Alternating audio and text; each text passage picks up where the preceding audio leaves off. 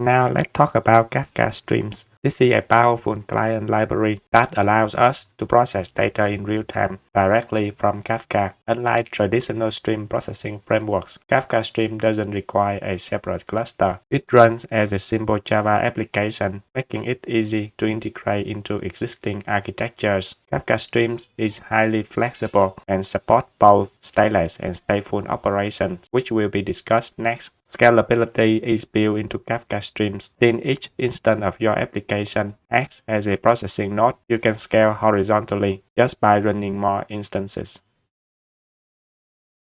Kafka Streams is designed to make real-time stream processing simple and powerful. It provides an easy-to-use API, allowing developers to process data from Kafka topics with minimal setup. One of its biggest strengths is scalability. Kafka Stream is distributed and fault-tolerant, meaning it can handle high volumes of data while ensuring reliability. It also supports exactly one processing, which guarantees that messages are processed without duplicates or data loss, a crucial feature for financial transactions, analytics, and other critical applications. Another key capability is event time processing. Unlike traditional processing that relies on arrival time, Kafka Stream can use the actual event timestamp, making it more accurate when handling late or out-of-order events. Additionally, it supports windowing and aggregation, enabling operations like counting, summing, and grouping data within a specific time frame. Finally, Kafka Stream seamlessly integrates with existing Kafka topics, making it a natural choice for applications that already rely on Kafka for messaging.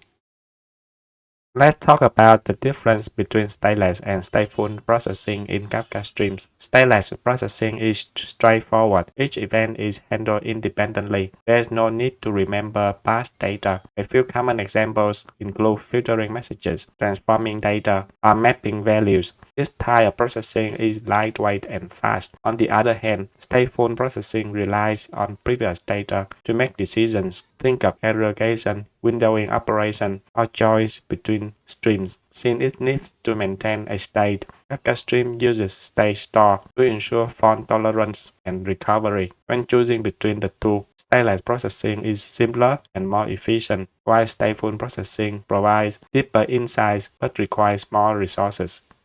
Kafka Stream is built on top of Kafka and follows a distributed architecture for processing real-time data. Let's break it down. At the core, we have Kafka topics. These act as the input and output data stream for our Kafka Stream applications. Then we have stream processors. These are the core building blocks that transform, filter, and aggregate data as it flows through the system. Each instance of a Kafka Streams application runs as an independent processing node. For stateful operation, Kafka Stream uses state stores. These allow the application to keep track of previous data, making features like aggregation, choice, and windowing possible. State stores are backed by Kafka itself, ensuring fault tolerance. Kafka Streams scale horizontally by running multiple instances in parallel. Each instance processes a portion of the data, making the system highly scalable and fault tolerant. If one instance fails, Kafka redistributes the workload to other available instances. Kafka Streams provides two ways to process data, the high-level DSLs and the low-level processor API. Let's focus on the DSL, domain-specific language, which makes stream processing easier. The KStream API represents a continuous stream of records. This is useful when you want to process events as they arrive, such as filtering, mapping, or joining streams. The KTable is different. It represents a change log stream, meaning it always keeps the latest value for each key. This is ideal for working with aggregated or deduplicated data, like keeping track of the most recent order status. The GlobalKTable extends this concept by storing a global, partition-independent view of the data across all instances. It's especially useful when performing lookups that require access to all partitions.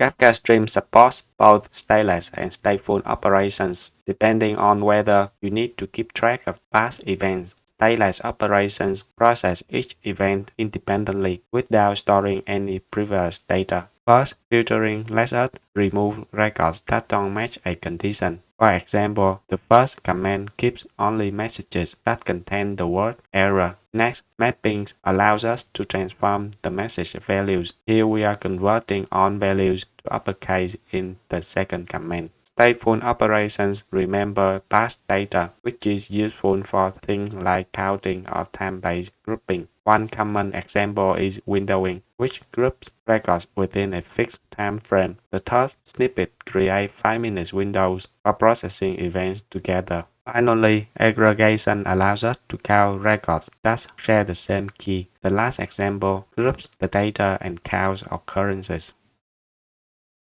In Kafka Streams, everything revolves around a topology, a pipeline that defines how data flows through different processing steps. Here's a simple example. First, we create a streams builder, which is the starting point for defining our stream processing logic. Then we read from an input topic using builder.stream input topic. This gives us a KStream, which represents a continuous flow of records. Next, we apply transformations. We only keep records where the value length is greater than 5. We convert all values to uppercase, and finally, we write the transform data to an output topic, completing the stream processing pipeline. In the previous example, we process each event independently using filtering and mapping. Since we only evaluate one record at a time, there is no need to store past data. First, the filter operations removes records where the value has 5 or fewer characters. This means apple gets dropped while banana and cherry remain. Next, the map values operation converts the remaining values to uppercase. Because each record is transformed in isolation, no state store is required. Kafka Streams processes the data as it arrives without needing to remember past records. Stateful processing is different from stateless processing because it requires remembering past data to produce correct results. Kafka Streams achieve this using state stores, which help store intermediate results for operations like aggregation, choice, and windowing. In this example, we are computing the running sum of numeric values per key. Since each new event modifies the total sum for that key, we must keep track of past values. The state store is essential here. It allows Kafka Stream to maintain fault tolerance and recover in case of failures. The next slides will break this process down into phases.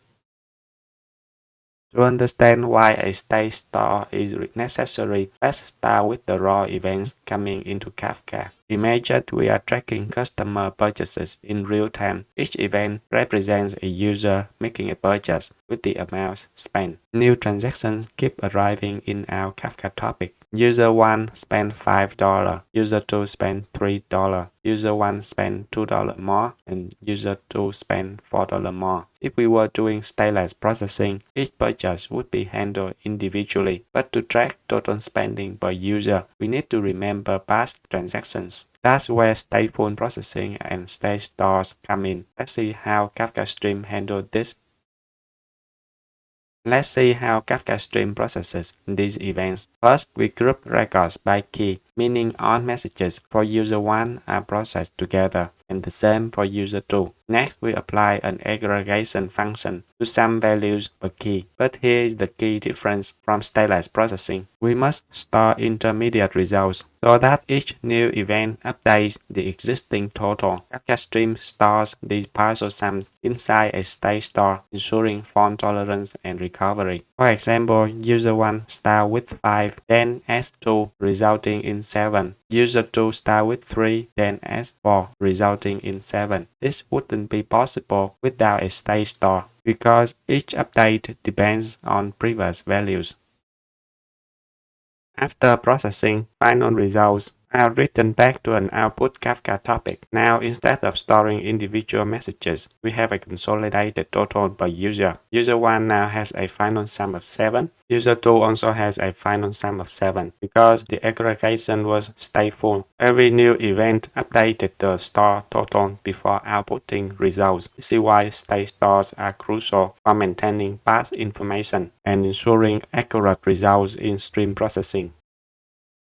Monitoring a Kafka Streams application is essential to ensure smooth and reliable processing. Let's explore some key ways to track its health and performance. First, metrics are exposed via JMX Java Management Extension. These provide insights into processing rates, latencies, and errors. Tools like Prometheus and Grafana can collect and visualize these metrics for real-time monitoring. Next, state change logs are stored in Kafka topics. Since Kafka Streams possess state information in change log topics, we can inspect these to track updates to state stores and debug potential issues. Finally, application logs are crucial for troubleshooting. We can check logs using tail command. This helps us detect errors, rebalances, and processing delays. By combining these methods, we gain deep visibility into our Kafka Streams applications.